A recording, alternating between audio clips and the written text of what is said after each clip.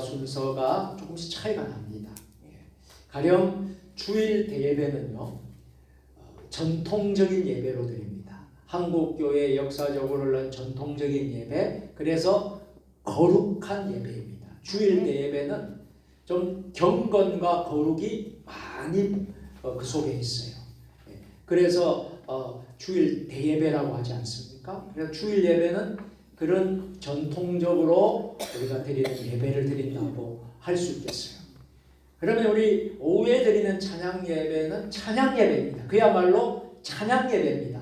근데 찬양 예배는 찬양이 넘치고 찬양이 또 추가되고 찬양을 어느 예배보다 가장 많이 부르는 예배가 찬양 예배예요. 그래서 우리가 호산나 찬양대뿐만 아니라 마하나임 찬양단을 우리가 세워서 우리가 앞에서 찬양을 인도하게 하잖아요. 찬양을 한 30분 하거든요. 여러분 30분 하지만 전에 처음에는 우리가 10분 했거든요. 10분 하고 찬양 예배 드렸는데 점점 길어져서 15분, 20분. 이제 이재필 목사님 오고 나서는 몇 분이죠? 30분. 여러분 30분 찬양하는 교회가 있는지 없는지 한번 가보세요. 없어요. 어느 교회 가도 30분 찬양하는 교회 없어요. 길어야 15분, 10분이 대부분이고 30분 동안 찬양하는 교회는 많지가 않습니다. 우리 주변에 큰 교회 가도 30분 이상 찬양 안 해요. 그런데 우리 세종주님의 교회는 몇 분 하죠? 30분 해요. 이재필 목사님이 오시고 나서 30분 한 거예요. 그래 처음에는 적응이 안 돼가지고 우리 교인들이 아이고 목사님 10분만 하면 좋은데 왜 30분 그렇게 길게 하느냐고 우리가 차도 마시고 대화도 나누고 좀 쉴 수 있는 시간도 가지고 좀 해주셔야 되는데 처음에는 그런 마음이 있다가 점점 찬양하는데 은혜가 되니까요. 점점 은혜가 되니까 30분이 훌떡 지나가요. 여러분 믿으십니까? 30분이 그렇게 길게 느껴지가 않아요. 아이고 벌써 끝났네 찬양이. 아이고 더 부르면 좋은데 찬양이 벌써 끝났네 이런 마음이 들어요. 할렐루야. 여러분 찬양 예배는 찬양이 주가 됩니다. 그래서 특송도 하고 마하나임 찬양도 30분 찬양하고 특송도 하고 찬양을 많이 해요. 자, 이게 바로 찬양 예배입니다. 수요 예배는요. 여러분 수요 예배는 강의 중심의 예배를 드립니다. 강의 중심의 설교를 하고 강의 중심의 예배를 드리면서 우리가 기도를 해요. 그게 수요 예배예요. 그리고 금요 기도회는 그야말로 기도하기 위해서 모인 기도회입니다. 할렐루야. 그래서 모든 예배 가운데 기도 시간이 가장 긴 예배가 어디입니까? 금요 기도회예요. 그러니까 금요 기도회는 기도가 중심, 찬양 예배는 찬양이 중심이 돼서 하고 이렇게 여러분 예배마다 다 특색이 있습니다. 구역은 구역 예배로 특색이 있고 신방은 신방 예배로 특색이 있고 여러분 다 다른 거예요. 그런데 그 예배마다 제가 질문을 해볼게요. 찬송이 있던가요 없던가요? 있어요. 찬송이 있던가요 없던가요? 있어요. 신방 가도 찬송하죠? 네. 구역 예배도 찬송하죠? 네. 그렇죠? 그래서 이 찬양이 얼마나 대단하고 위대한가 그것을 알려주는 것입니다. 그래서 오늘 저를 따라서 우리 찬양 가운데 거하시는 하나님 믿으십니까? 찬양 가운데 누가 거하시죠? 누가 임재하시죠? 하나님. 여러분 마음속에 하나님이 임재하기를 원하십니까? 하나님이 내 마음 가운데 있기를 원하십니까? 그럼 뭘 하시라는 거예요? 찬양을 하라. 찬송을 많이 하라. 유행가 많이 부르지 마시고 세상 노래 많이 부르지 마시고 세상 노래도 좋지만 여러분 그거 부르는 것보다도 뭘 많이 하라는 거예요? 찬송을 많이. 운전하면서 찬송하고 길 가다가도 찬송하고 일하다가도 찬송하고 일하다가 뭐 찬송을 크게 하면 누가 뭘 할 것 같으면요 콧소리로 그냥 여러분 점잖게 할 수도 있잖아요. 그렇지만 저 믿음의 식구들끼리 있으면요 찬송해도 돼요. 믿음의 식구들끼리 하면 더 은혜가 돼요. 우리 여기 배밭이 있잖아요. 배밭에 이제 조금 있으면 또 우리가 또 전지 작업이 하잖아요. 전지 작업도 하고 이렇게 여러 가지 이제 준비 작업을 할 겁니다. 하는데 제가 이렇게 1년 농사를 이렇게 보면요, 우리 이장로님, 주로 이장로님이 일을 많이 해요. 이종숙 장로님, 박 장로님도 일을 하시지만 제가 볼 때는 이장로님이 대부분 더 많이 하시는 것 같아요. 박 장로님도 일 많이 하시지만, 그리고 이제 박현옥 권사님은 거의 안 하는 것 같아요. 직장을 하기 때문에. 그래서 원래 박현옥 권사님이 해야 될 것인데 이제 어머니가 다 하는 것 같아요. 근데 제가 유심히 한번 지켜보거든요. 축복기도도 한 번씩 하는데 찬송을 부르더라고요. 찬양을 하면서 극동방송 찬양을 들으면서 언제나 그렇게 일을 하시더라고요. 할렐루야. 아멘. 여러분, 찬양은 교회에서만 하라고 법으로 정해졌습니까? 찬송가는 교회에서 부르라고만 법으로 정해져 있습니까? 아니죠. 호흡이 있는 자마다 여호와를 찬양하라. 장소 무관하고 어디든지, 여러분 시편 150편을 보세요. 어디든지 무엇이든지 무슨 악기든지, 악기가 없으면 손바닥으로, 없으면 우리가 춤을 추면서 할렐루야 찬양하라는. 여러분 찬양은 어렵지 않습니다. 여러분 하시면 되는 거예요. 여러분 실천을 하시길 바랍니다. 오늘 본문 말씀을 다시 한번 더 읽겠습니다. 다 같이. 이스라엘의 찬송 중에 계시는 주여, 주는 거룩하시나이다. 사도행전 한밤중에 바울과 실라가 기도하고 하나님을 찬송하며 제수들이 듣더라. 이에 갑자기 큰 지진이 나서 옥토가 움직이고 문이 곧 다 열리며 모든 사람의 매인 것이 다 벗어질지라. 찬양의 위력입니다. 찬송의 능력입니다. 오늘 본 본문은 찬송을 통하여서 이런 능력이, 기적이 일어났다 하는 것이 결론의 말씀이라는 걸 할 수 있습니다. 여러분 찬양 예배는 단순히 노래를 부르는 시간이 아닙니다. 여러분 찬양 예배는요, 영혼의 방향을 바꾸는 예배입니다. 상황보다 하나님을 크게 보는 예배입니다. 할렐루야. 아멘. 여러분 내 상황이 너무나 어렵고 힘들어요. 오늘 바울과 실라가 감옥이라는 곳에 갇혀서 너무나 상황이 어려워요. 그렇지만 상황보다 크신 그 하나님을 바라보고 거기서 찬송하고 거기서 기도했을 때에 옥문이 열리고 옥토가 갈라지고 착고가 풀리고 기적이 일어났다. 그 기적이 여러분 사도행전에 나오는 기적으로 끝나면 되겠습니까? 그 기적이 누구의 기적이 돼야 돼요? 누구의 기적이 돼야 돼요? 나의 기적이지. 여러분 사도행전은 우리가 사도행전 읽으라고만 주신 게 아니에요. 사도행전은 사도행전처럼 우리가 살고 사도행전처럼 사도행전 28장으로 끝나지만 29장을 새롭게 써라는 거예요. 할렐루야. 아멘. 이 시대에 사도행전 여러분이 써내가라고, 역사를 써내가라고 그렇게 주신 말씀입니다. 아멘. 그래서 찬양하면 복이 임합니다. 아멘. 특별히 찬송을 좋아하는 분들은 더 큰 하나님 은혜의 복이 있어요. 아멘. 어저께 백영식 목사님 아들이 결혼을 해서 우리가 8분이 대표로, 세종주님의 대표로 축하 사절단으로 1시간 전에 갔더니 너무 좋더라고요. 너무 여유가 있고 또 앞에 계신 우리 배 목사님 또 김원옥 사모님 충분히 또 대화도 나누고 또 여러 가지 일찍 가니까 좋은 점이 참 많더라고요. 그래서 갔는데 그 며느리 될 사람이 아주 신앙이 참 좋은 자매더라고요. 일본에서 한 13년을 직장생활, 그러니까 대학 나오고 대학원 나오고 직장생활 13년을 그곳에서, 일본은 여러분요 복음의 불모지입니다. 여러분 기독교 인구율이 1%도 안 됩니다. 정말 신앙시키기가 어려운 나라예요. 그곳에서 13년을 생활을 그곳에서 있었는데 신앙생활을 너무 잘하는 자매를 얻었어요. 그래서 그 자매의 꿈이 원래는 찬양사역자라는 거예요. 찬양사역자가 되기를 원했다.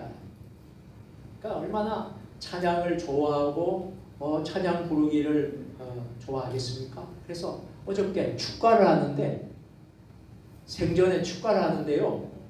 야, 신랑 신부가 축가하는 거 처음 봤어요. 우리가 축가를 하게 되면 보통 다른 분들이 축가를 해주잖아요. 그런데 신랑 신부가 서로에게 축복을 하는. 여러분 어저께 혹시 밴드로 제가 실시간으로 그곳에 한번 중계를 했는데 보신 분 계십니까? 네.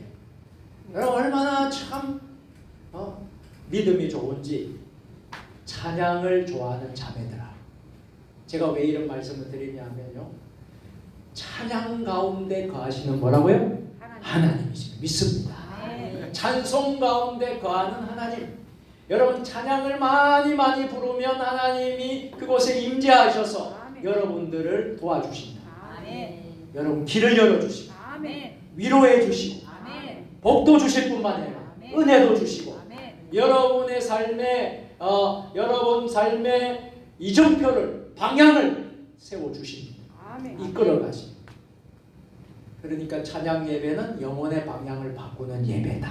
상황보다 하나님을 크게 보는 예배임을 믿으시기를 축복합니다. 자, 찬양은 결과가 아닙니다. 찬양은 결과가 아니라 돌파의 시작이라는 사실이에요. 여러분 우리는 말씀을 통해서 찬양이 어떻게 하나님의 임재를 불러오고 어떻게 절망의 자리를 바꾸어서 돌파를 할 수 있는지 오늘 말씀을 통해서 은혜 받으시기를 축복합니다. 첫 번째로 같이 해보겠습니다. 찬양은 하나님의 임재를 불러오는 통로입니다. 아멘. 여러분 하나님의 임재라는 것은 성부, 성자, 성령 하나님이 내 안에 들어오는 걸 임재라 하거든요. 하나님이 내 안에 임재하고 이곳에 계시기를 원하신다면 우리 입에서 무엇을 올려드려야 됩니까? 찬양을 올려드려야 됩니다. 우리 마하나임 찬양단이 얼마나 앞에서 은혜롭게 찬양하는지 몰라요. 그 모습을 보는 것만 해도 은혜가 됩니다. 예를 들자면요. 앞에 찬양단이 은혜가 안 돼. 그런 일은 없겠지만 만약에 은혜가 안 돼. 앞에 있는 사람들 인상 찍으려 온갖 죽을 상 온갖 인생을 다 산 것처럼 그냥 얼굴이 막 너무 어둡고 너무 정말 화난 모습으로 서서 있다고 보세요. 그거 보면서 여러분들이 은혜 받겠습니까? 그거 보면서 여러분 찬양이 할 맛이 나겠습니까? 아니겠죠. 우리의 마하나임 찬양단의 얼굴들을 보세요. 앞에서 찬양하는 얼굴들을 보세요. 인상 찌끄리고 하는 사람 1도 없습니다. 하나도 없습니다.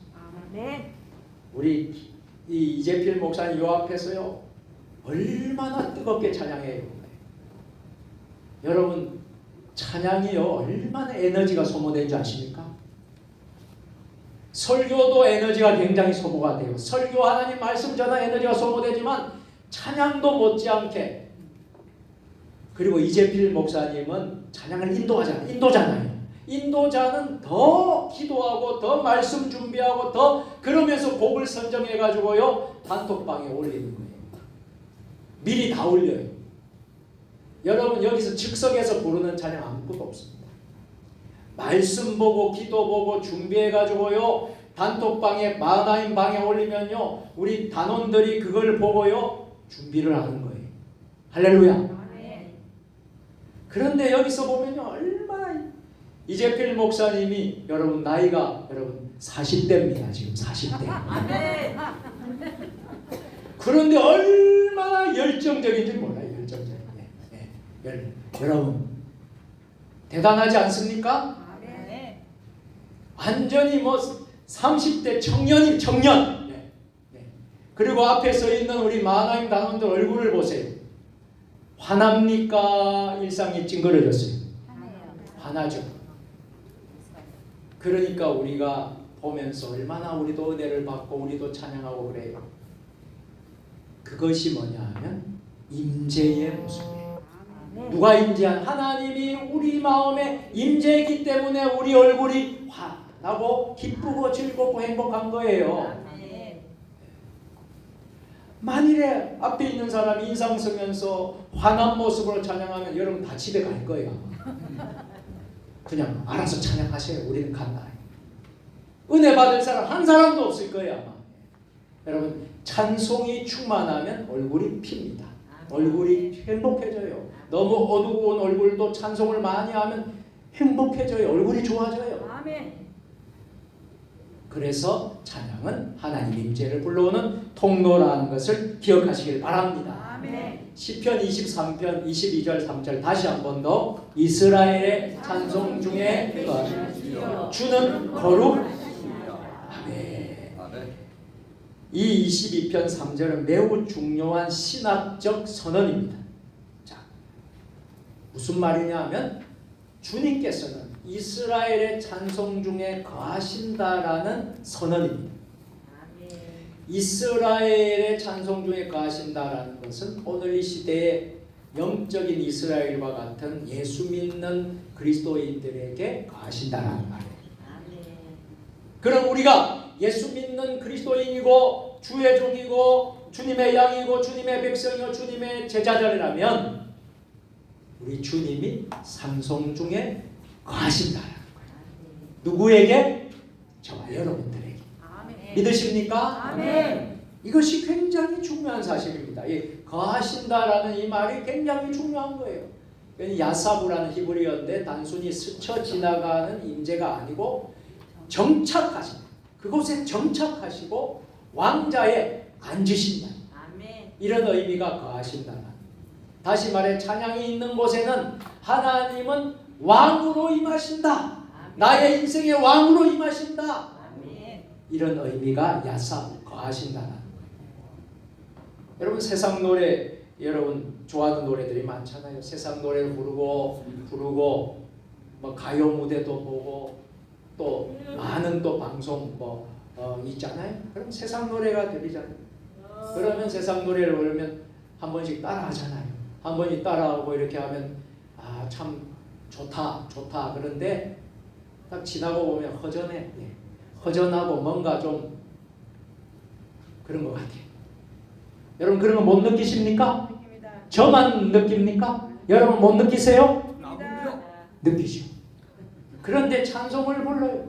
305장 나 같은 죄인 살리시는 100번, 1000번, 10,000번 불러도 새로워요.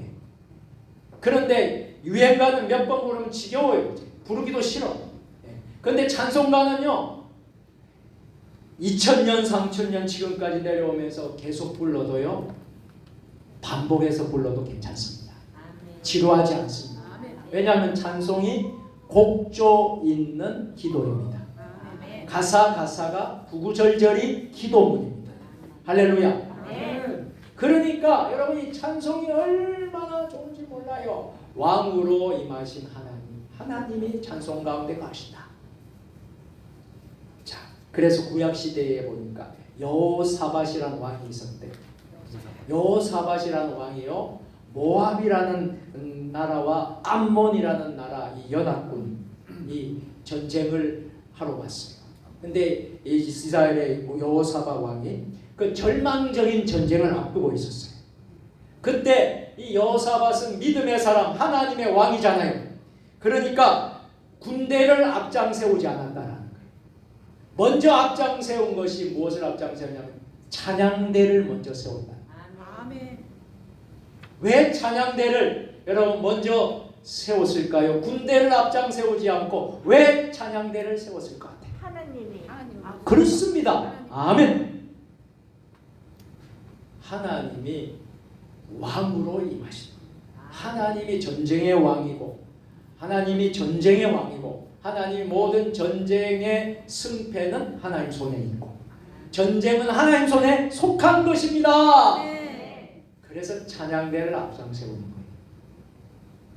세상 사람은 도저히 이해를 할 수 없어요. 그러나 우리 믿음의 사람은 이해를 할 수 있습니다. 그러면서 뭐라고 말했습니까? 여호사밧이 여호와께 감사하세 그 인자하심이 영원하도다. 그러니까 무리들이 이스라엘 백성들이 찬양을 부르기 시작해요. 찬양을 부르기 시작하니까 하나님께서 모압과 암몬의 적군을 혼란스럽게 혼란에 빠뜨리고 결국에는 전쟁에서 어떻게 했습니까? 이기게 하셨어요. 제가 한 이야기는 역대하 20장을 읽어보면 다 나와요. 여러분 역대하 20장 이야기를 다 나와요. 우리가 찬양할 때 여러분 상황이 즉시 바뀌지 않을 수도 있습니다. 그러나 무엇이 바뀌냐면 공기가 바뀌는 거예요. 또 분위기가 바뀌는 거예요. 영적 질서가 바뀌는 거예요. 왜냐하면 하나님이 그 자리에 임재하시기 때문입니다. 그래서 찬양이 너무너무 중요한 거예요. 병상에 있는 분들에게 제가 늘 권면합니다. 찬양을 많이 틀어놓으세요. 찬양을 많이 틀어놓으세요. 위로받으세요.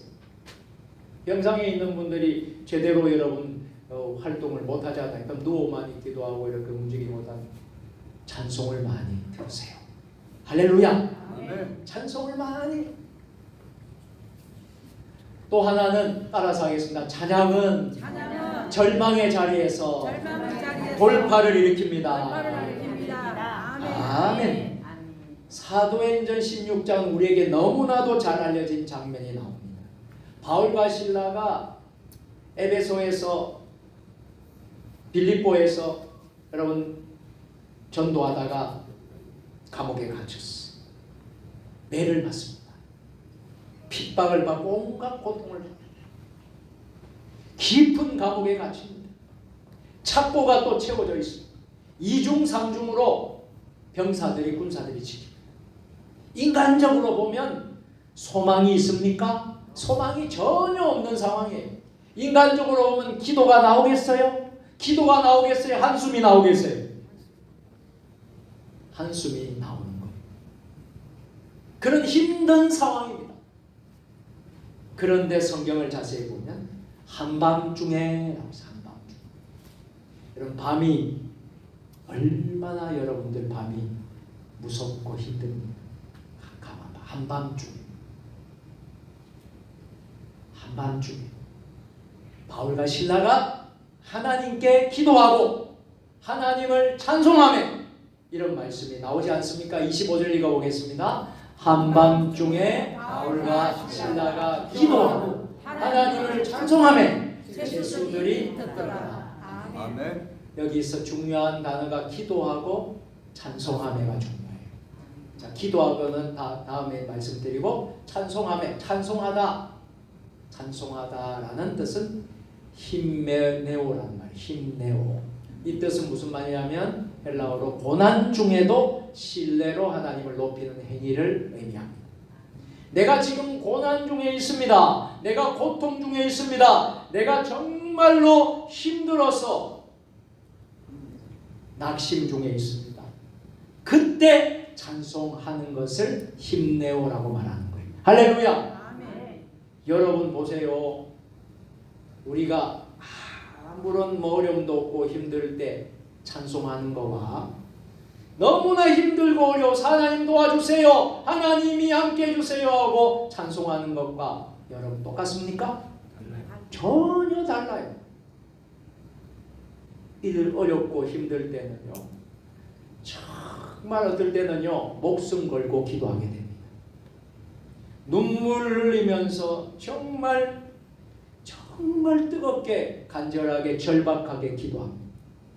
그때 찬송을 하는 모습이에요. 그런 찬송의 모습, 그게 바로 힘내어 찬송하다는 뜻이다. 여러분 그렇게 하실 수 있게 되기를 축복합니다. 아멘. 그런 복이 여러분에 있으시기를 축복합니다. 아멘. 그 순간에 하나님께 일하시는 겁니다. 그 순간에 하나님 일하셔서 지진도 안 일어나는 땅이 갑자기 지진이 일어납니다. 문이 꽉 닫혔던 그 문이 갑자기 스스 열리기 시작합니다. 결박된 것이 착고가 풀리기 시작합니다. 더 놀라운 것은 뭐예요? 누가복음 사도행전 16장 31절 보면 간수가 벌벌 떨고 있을 때에 주 예수를 믿어라 그리하면 너와 내 집이 구원을 얻으리라. 아멘. 더 놀라운 것은 간수와 가족들이 구원받는 역사까지 일어난다는 사실이에요. 아멘. 이것이 찬송의 기적입니다. 아멘. 사랑하는 여러분, 하나님은 우리가 찬양할 때 감옥을 여시는 분이 아니라 사람의 마음의 문을 여시는 분임을 믿습니다. 아멘. 마음의 문을 열어. 그래서 현대 심리학에서 연구를 했는데 현대 심리학에 연구를 해보니까 이런 연구가 나왔다는 거예요. 찬양과 감사는 우울과 불안을 현저하게 감소시키고 삶의 회복 탄력성을 높인다라고 보고가 나옵니다. 놀랍지 않습니까? 아멘. 아멘. 현대 심리학의 이 신앙 영적인 이 부분이 많은 부분에서 효과를 나타내고 있구나. 여러분, 찬양과 감사를 하는 사람들이 우울도 안 걸리고 불안하고 염려 이런 것도 감소가 된다. 여러분, 그렇게 믿으십니까? 아멘. 회복도 더 잘 된다는 거예요. 회복도 더 잘 된다는 거예요. 아멘. 자, 세상 사람도 우울증에 걸리고 예수 믿는 사람도 우울증 걸리고 세상 사람도 병원 가고 우리도 병원 가요. 우리도 세상 사람들처럼 그렇게 살기 때문에 그럴 수밖에 없어요. 뭐 교회 다닌다고 예수 믿는다고 여러분 맨날 만사형통입니까? 맨날 여러분들 병도 안 걸립니까? 여러분 맨날 여러분들 성공만 합니까? 잘 됩니까? 아니에요. 그렇지만 다른 게 있다. 우리는 어렵고 힘들지라도 우리는 소망 가운데 살아가요. 아멘. 그리고 하나님을 찬양하고 하나님께 감사하고 그렇게 하기 때문에 우울도 안 걸리는 거예요. 불안도 여러분 다 없어지는 거예요. 아멘. 회복도 더 잘 되는 거예요. 아멘. 할렐루야. 아멘. 옆 사람 보면서 이렇게 합시다. 내 인생에 가장 잘한 것은 내 인생에 가장 잘한 것은 예수를 믿은 것입니다. 예수님을 믿는 것입니다. 아멘. 이 고백이 여러분 고백 되십니다. 아멘. 내 인생에서 정말 잘한 것, 내가 정말 잘된 것, 잘한 것은 예수님을 믿은 것. 아멘. 엉망장자가 아니더라도 많은 것을 갖고 있지 않을지라도 여러분, 우리는 예수님이 있다면 우리는 부자입니다. 아멘. 우리는 영적인 부자입니다. 아멘. 할렐루야. 아멘. 왜 그럴까요? 하나님이 천지 만물을 다 다스려요. 아멘. 하나님이 다 다스려요. 아멘. 우리는 누구의 아들이에요? 하나님 우리는 누구의 딸이에요? 하나님의 자녀입니다. 그러면 딸과 아들, 아버지께 내 거야. 아멘. 아멘. 딸도 아버지 거 내 거야. 아멘. 아들도 아버지 거 내 거야. 그래요, 안 그래요? 아멘. 아멘.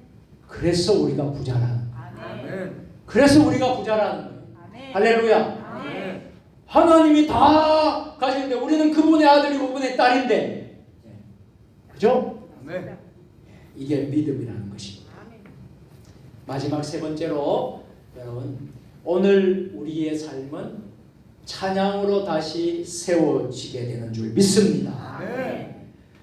바울과 실라처럼 오늘 우리의 삶이 혹시 이런 감옥과 같은 삶을 살고 있는 분들도 계실 거예요.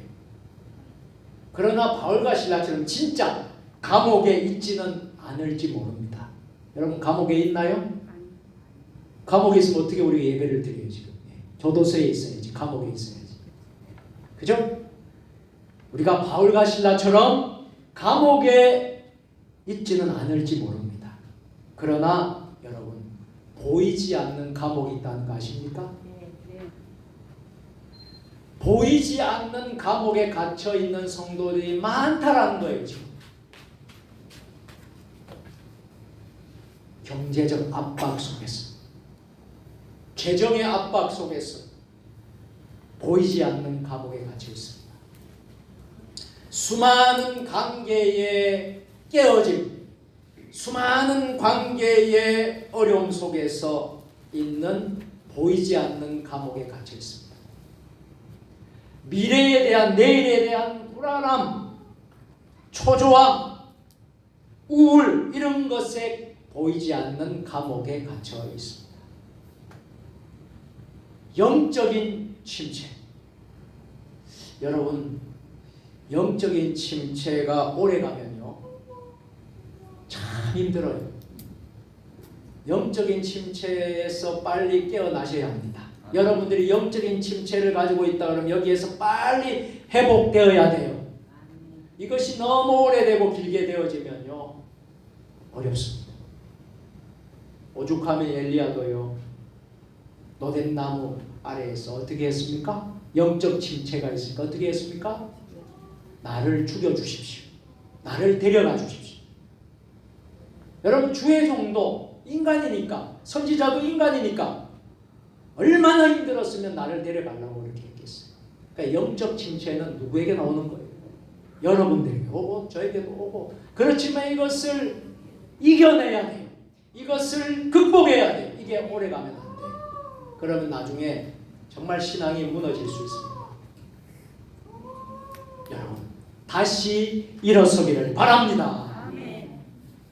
이때 하나님이 말씀하십니다. 잘 들으셔야 됩니다. 이때 하나님 말씀을 하셔요. 뭐라고 말씀하실까요? 상황이 바뀌면 찬양하라가 아니라 찬양하라! 먼저 찬양하라! 그러면 상황이 바뀔 것이다. 아멘. 자, 우리들은 그래요. 상황에 따라서 찬양도 하기도 하고 기도도 하기도 하고 그런 경우가 많습니다. 제가 오래전에 청소년부 교육전도사를 서울의 성수동 교회에서 했어요.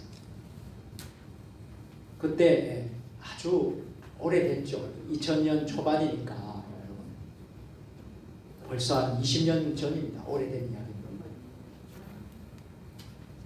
이 중직자 부모님인데 자식이 고3이에요. 저한테 와서 그런 말을 하더라고요. 1년만 좀 봐달래. 1년만. 그래서 교회 안 나와도 좀 이해를 해주십시오.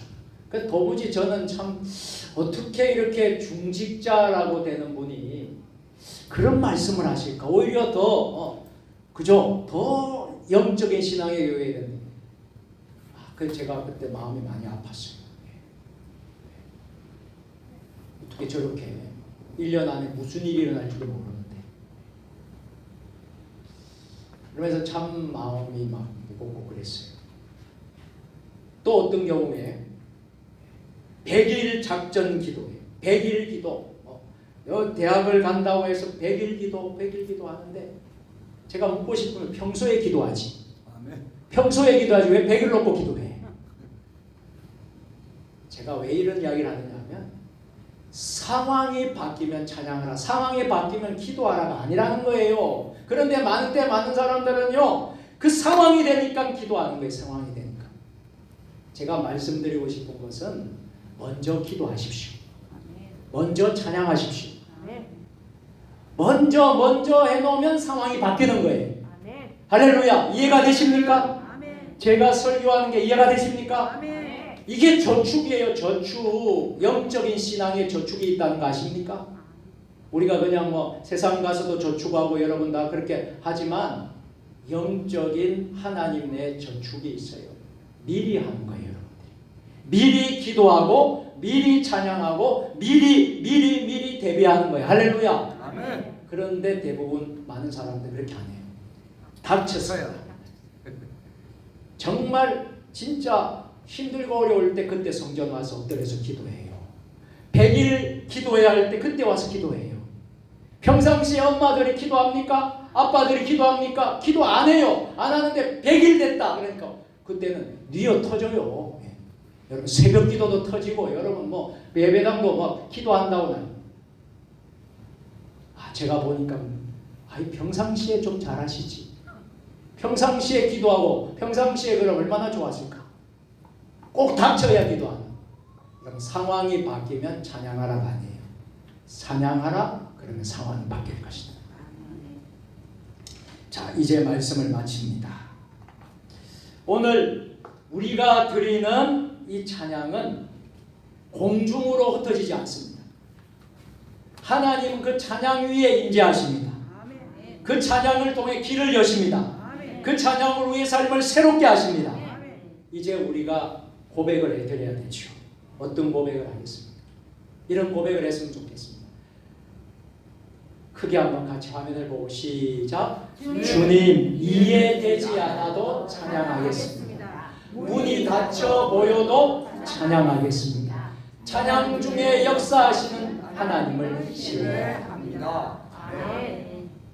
오늘 이 시간 찬양의 길을 여는 주님의 은혜가 2026년 새해 벽두부터 그래서 52주 내내 함께 하시기를 주님의 이름으로 축원합니다. 아멘. 여러분, 찬양이 얼마나 중요하다, 위대하다. 찬양을 빼고는 말할 수 없어요. 그러니까 시편의 마지막 결론이 호흡이 있는 자마다 여호와를 찬양. 시편 1편에는 복 있는 사람은 말씀과 기도로 시작한 것이 맨 마지막의 결론은 뭐예요? 찬양으로 끝난다. 아멘. 말씀, 기도, 찬양. 이 세 가지가 신앙인의 영적 3요소. 하나님의 말씀은 생명의 양식. 기도는 뭐예요? 영혼의 호흡. 그리고 찬양이 뭐예요? 영혼의 맥박.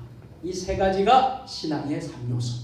요것이 잘 되어지면 여러분 하나님의 귀하게 쓰임받는 그런 사람이 됩니다. 기도하겠습니다. 하나님 감사합니다. 찬양 가운데 거하시는 하나님을 연초부터 연말까지 52주 1년 365일 우리가 찬양 가운데 거하신 하나님을 만나고 찬양으로 영광 돌리는 우리 모두가 되게 하여 주옵소서. 예수님의 이름으로 축복하며 기도드립니다. 아멘. 자, 옆 사람 축복하겠습니다.